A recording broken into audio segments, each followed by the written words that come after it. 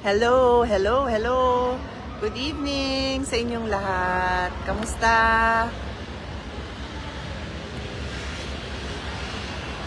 Nagkakarinigan ba tayo? Medyo may mga mic ako. So, sana marinig niyo ako.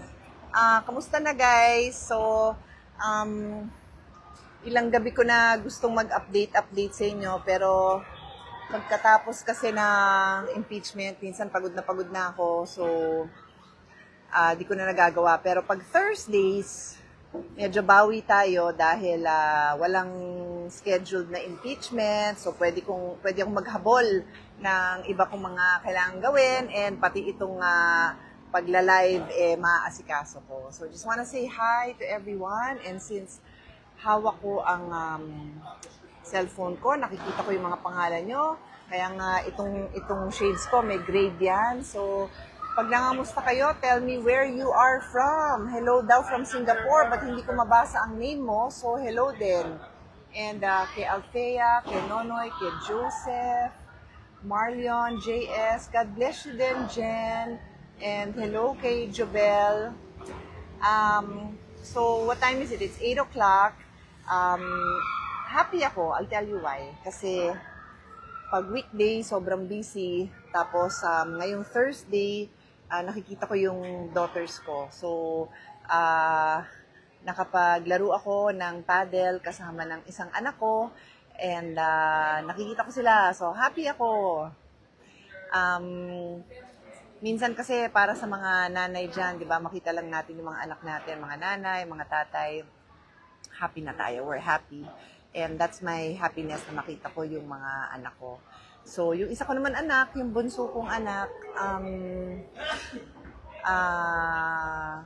16 years old siya. So, nakikita ko naman siya halos gabi-gabi. Pwera na lang kung sobrang gabi ko umuwi. Pag sobrang gabi ko umuwi, pagdating ko sa bahay, sumisigaw ako, Lucas, Lucas, sumisigaw akong ganon kasi nasa second floor siya. Pag gising pa siya, sisigaw din siya, tapos lalabas. Pero pag tulog na, hindi na lalabas. Tapos kakatukin ko, pero pag tulog na talaga, wala na, hindi na gigising.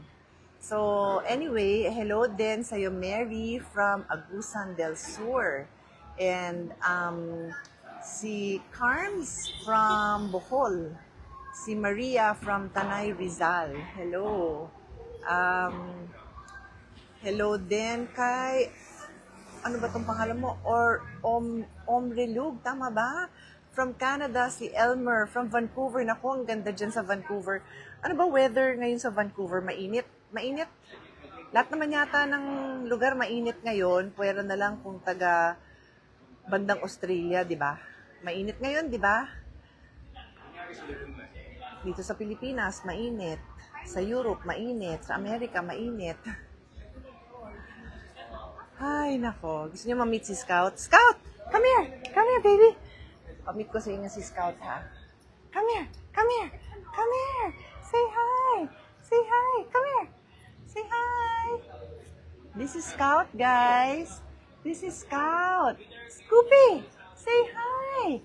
Say hi! Hi! Sino sa inyo may aso? So, yan, si Scout. I think yung ibang nandun nung nag-Facebook live ako tagal yan, siguro 1 month ago.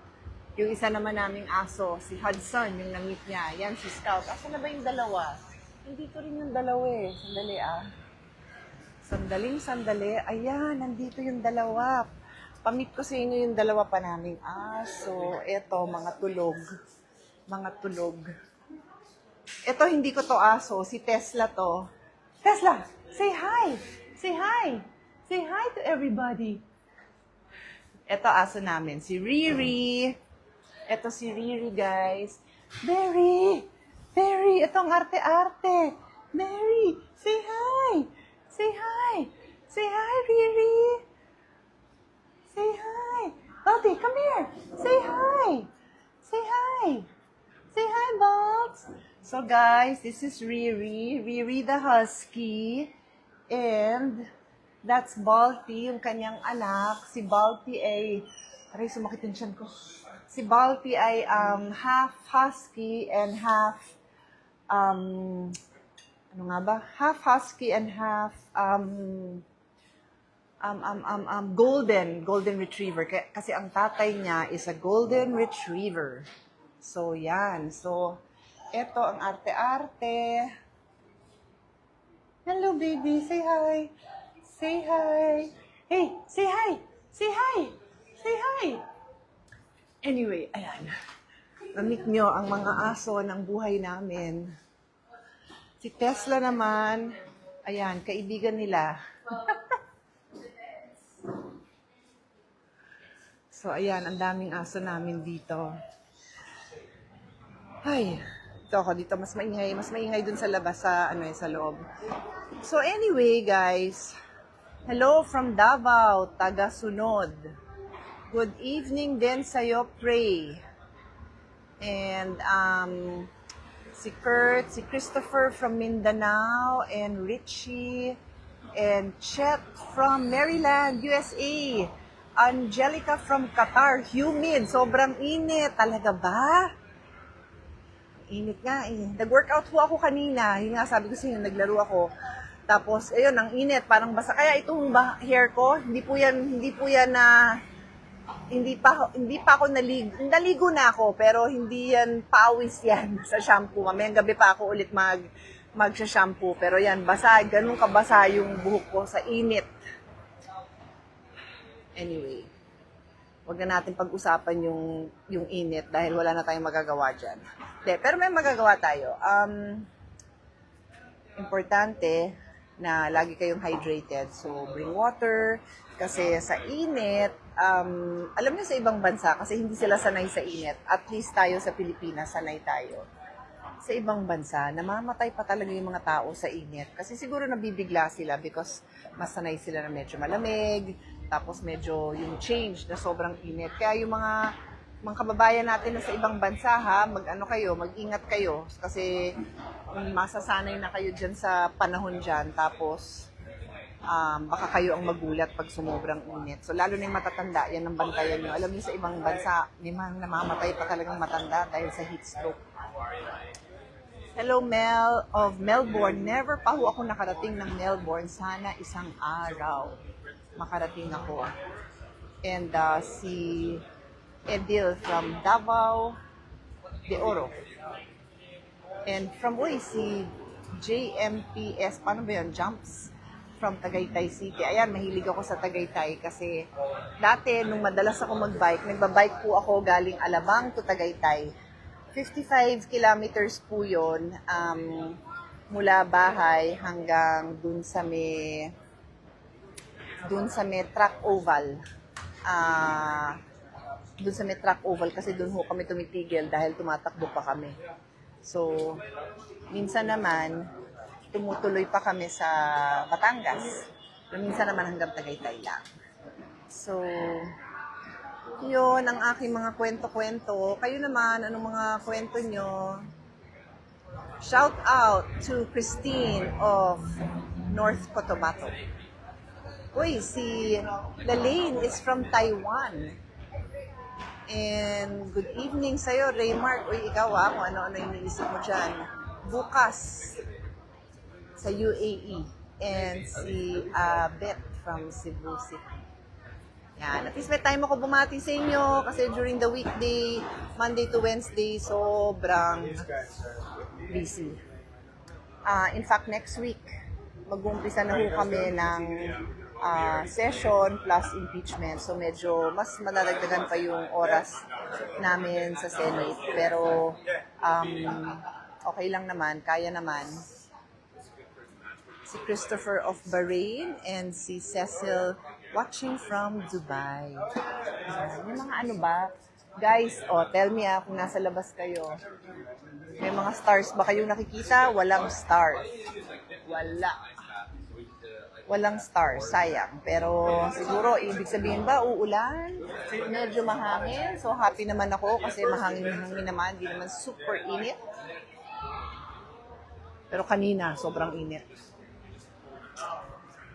Hi! So, tomorrow, guys, sa Sabado, sa Linggo, magbabalita ako sa inyo dahil ako ho'y sasali ng tournament. Sali ako ng tournament. Alam nyo, naniniwala kasi ako na we have to always challenge ourselves, body and mind. Magkadikit po yan, body and mind. So, sumasali pa rin ako ng mga tournament, sumasali pa rin ako ng mga competition.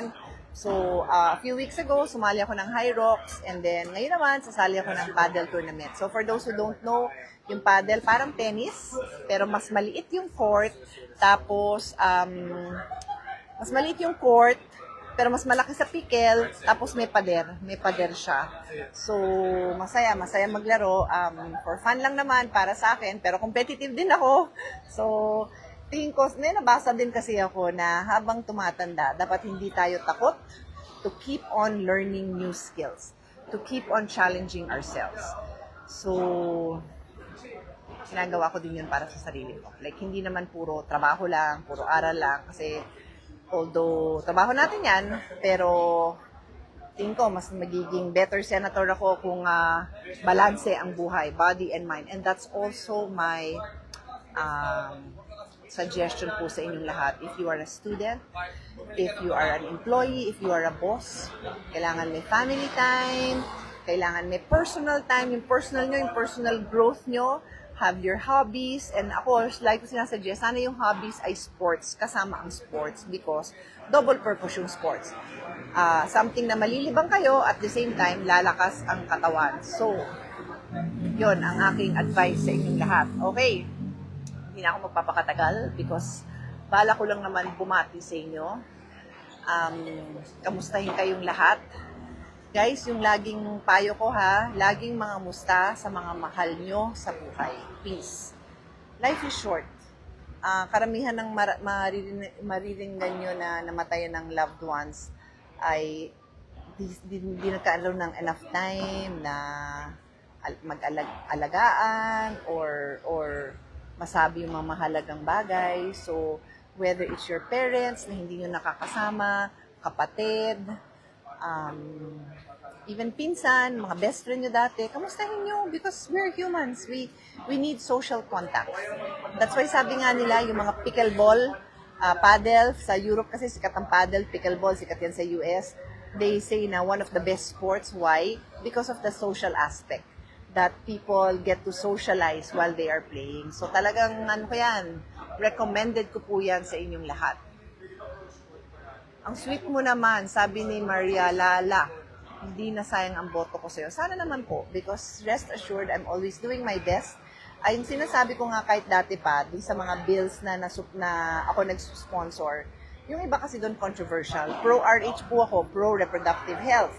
So, nung dinefend ko yung bill na yon, sabi ko sa mga tao, you might not always agree with me, but rest assured, I will study, I will listen to the objections, and then I have to make a decision. So, kung hindi man eksakto dun sa gusto nyo, rest assured na inaaral ko at hindi bawal magpalit ng isip, di ba? Kunyari, may nakitang bagong issues na hindi ko nakita dati, aralin ko yan. Kasi sanay naman po tayo mag-aral. Yan naman ang ano ko po sa inyo. So, sige guys, hindi na ako magpapakatagal. Ayan, yung anak ko paalis na. Gusto kong magpaalam sa kanya. Para naman, syempre, gusto kong mag-bye sa anak ko ng Babes, will you wait for me? Say bye to you. Ayan, si Scout, uuwi na rin. Goodbye, guys!